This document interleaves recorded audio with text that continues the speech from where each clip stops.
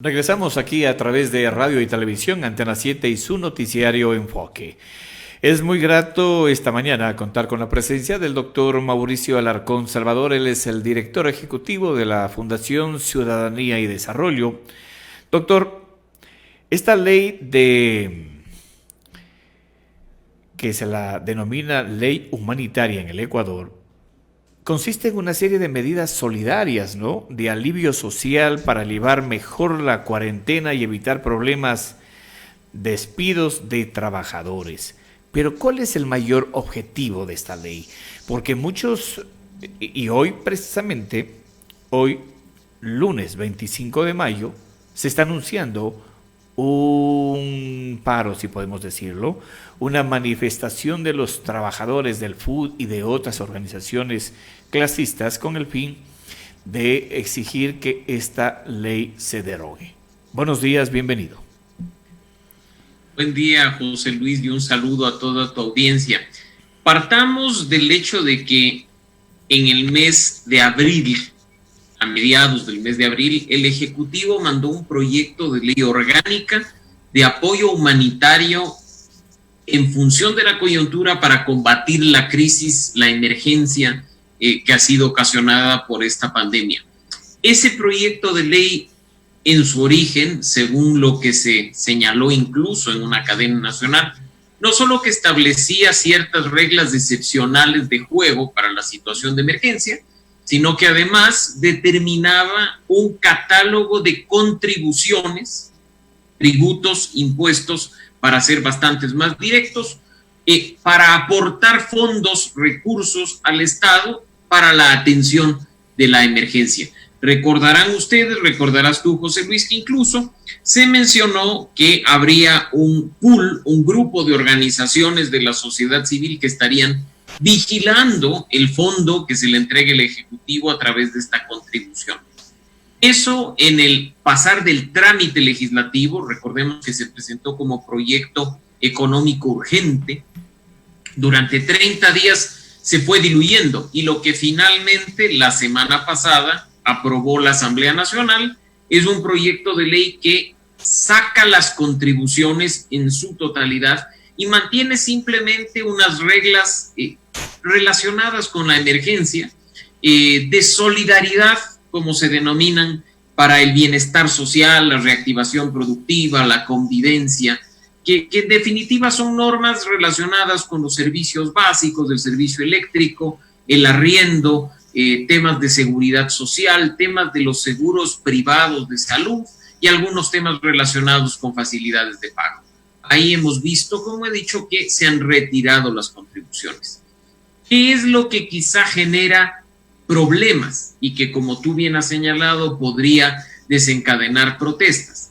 Que este proyecto de ley incorpora un paquete de medidas denominadas para apoyar la sostenibilidad del empleo, que no son otras que reglas de juego entre trabajador y empleador para nuevas formas de contratación o renegociación de los contratos actuales de trabajo, reduciendo la jornada, reduciendo obviamente el ingreso de esa persona, estableciendo denominados contratos especiales de emergentes, estableciendo normas respecto al goce de vacaciones y algunos cambios que obviamente también están relacionados con el empleo, de temas de lo que se denomina, y ustedes lo conocen bien, el seguro de desempleo, que forma parte de la seguridad social ecuatoriana.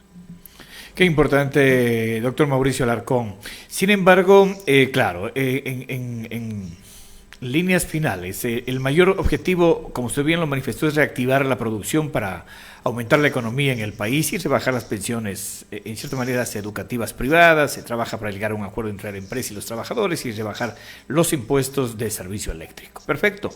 Pero, ¿por qué se le dejó a discrecionalidad a la Junta Bancaria para que el cliente negocie los créditos, los préstamos y los pagos de tarjetas de crédito? Y se les amplió, como se dice, una prorrogativa. Muy bien, de aquí vamos a ampliarles 2 meses más, pero el problema es de que la reactivación económica no es en 2 ni 3 meses, es todo un proceso, quizá un año. Sí, y si revisamos testimonios de personas que lamentablemente han visto ya que quiebran sus negocios, que se ven forzados a cerrar sus distintas actividades económicas, vamos a ver que esas deudas se van a tornar en muchos casos impagables.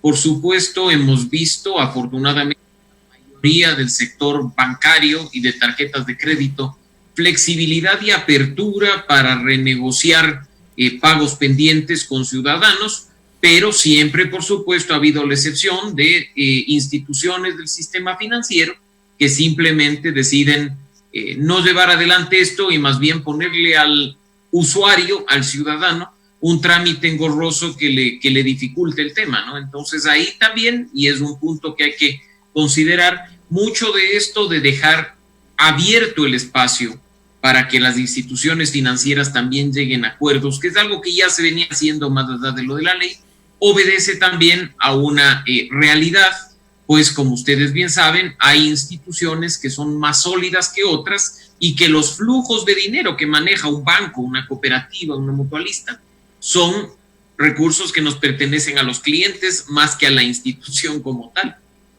Bien. Doctor, hablemos sobre el informe anual de gestión y transparencia legislativa realizado por el Observatorio Legislativo Ecuatoriano, en el que ustedes son parte esencial de este proyecto de la Fundación Ciudadanía y Desarrollo. Y para terminar, bueno, esta es la primera pregunta. Y la segunda, ¿existen herramientas para luchar contra la corrupción en el marco de la emergencia sanitaria que atraviesa el país? ¿Cómo es posible que en el momento actual que estamos viviendo de crisis todavía encontramos estos no sé cómo calificarle, pero estos tentáculos de la corrupción en momentos de una crisis humanitaria? Partamos de la primera pregunta, José Luis. Efectivamente, la Asamblea entró en su último año de funciones el pasado 14 de mayo. Ya están en cuenta regresiva los asambleístas y creo que es importante mencionar a nuestra audiencia que casi el 75% de la Asamblea Nacional, digamos 7 de cada 10 asambleístas, tiene la posibilidad de reelegirse. En esa línea se vuelve urgente que analicemos de manera real y efectiva cómo ha trabajado la Asamblea Nacional y cómo han trabajado los asambleístas durante este periodo, como una forma básicamente de entregarle insumos al ciudadano que después obviamente se convierte en votante y que termina eligiendo o reeligiendo a sus representantes. El día de ayer, incluso en el informe del presidente de la República, en su presentación inicial, el presidente de la Asamblea, César Litardo, mencionaba algunas cifras, algunos datos que para algunas personas podrían sonar falsos o podrían decir, nos presentan una asamblea que parece paradisíaca y no lo es, pero sí hay que destacar cosas positivas, José Luis, y yo creo que es necesario, como se ha hecho el día de ayer. En primer lugar, la Asamblea de Ecuador fue la primera a nivel regional y en cuestión de horas que se adaptó a la emergencia para continuar con su trabajo. Hay legislativos en América Latina que demoraron 2 meses en acomodarse a la situación de emergencia, a la situación excepcional y funcionar. Así es que, por ejemplo, ahí tenemos un tema positivo. Yo creo que también hay que mencionar otro tema positivo del legislativo y que ha sido más o menos la tónica de estos 3 años. El hecho de que ya no hay un ejecutivo todopoderoso que envía leyes y que le impone la agenda legislativa a la Asamblea Nacional.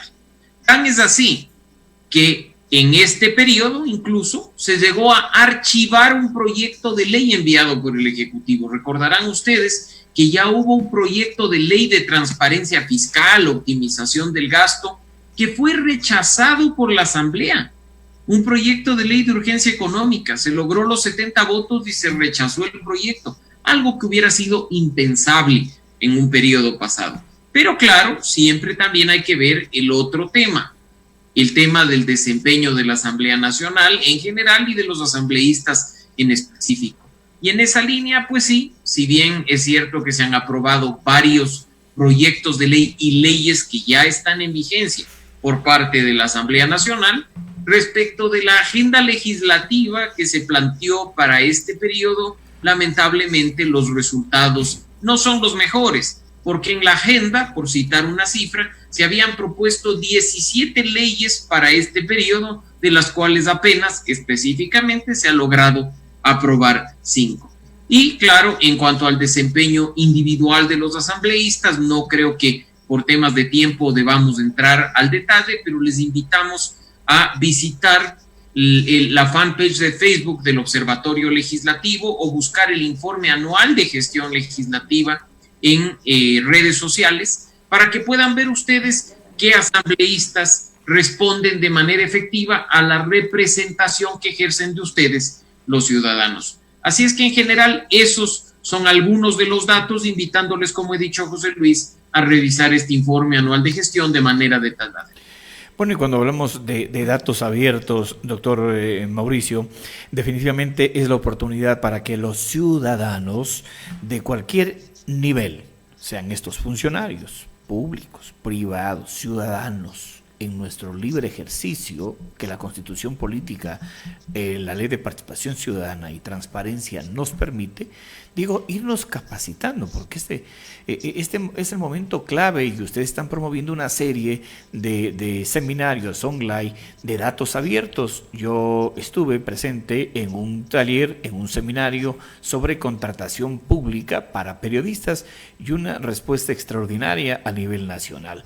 Y esto es lo importante, doctor, que lo hagamos como una cultura de concienciación, de sensibilización, de capacitación, porque tanto nos quejamos que la corrupción por aquí, que la corrupción por allá, que estos procesos no son los transparentes. Somos especialistas para coger el teléfono, llamar, denunciar, escribir, pero mi participación, allí necesitamos una ciudadanía activa, una participación ciudadana activa, doctor Mauricio.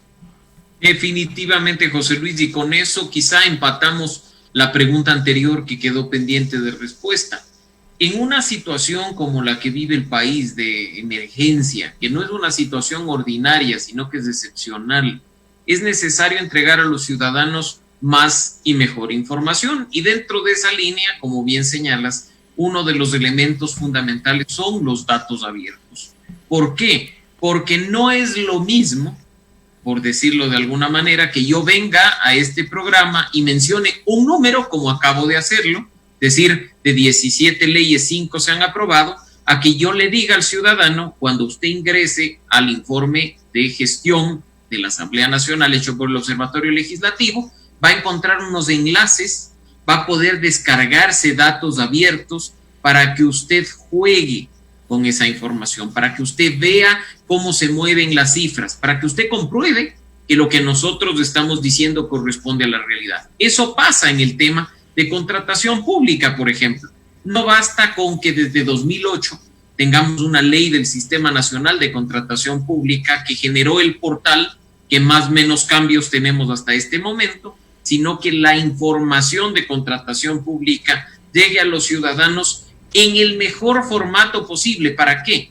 Para que José Luis, para que Diana, para que Mauricio puedan revisar esos datos, puedan revisar esos contratos, puedan ver cómo se está gastando nuestro dinero y puedan sacar sus propias conclusiones respecto al manejo transparente o corrupto de los recursos públicos. Ha habido avances, por supuesto, en el tema de Sercop. Mucha gente, como tú bien has dicho, critica, pero no se enfoca en lo que ya está. Y, por ejemplo, ha habido avances importantes en materia de contratación pública, porque cualquier ciudadano en este momento puede acceder, como tú lo viste, al portal de contratación pública, a una sección de datos abiertos de emergencia, y precisamente ahí está el espacio para que José Luis, Diana o Mauricio puedan revisar los contratos y denunciar casos de corrupción como los que se han venido denunciando, como prefectos que compran autos de cientos de miles de dólares, como mascarillas de $12, como fundas de cadáveres de 150.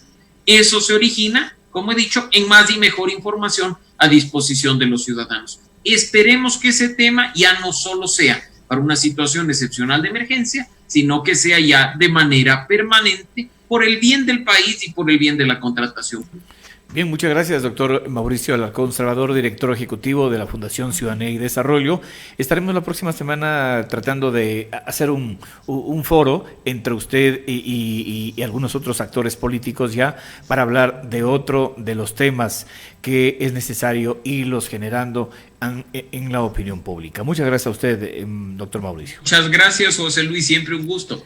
Un abrazo a la distancia. Lo importante es mantenernos y quedarnos en casa.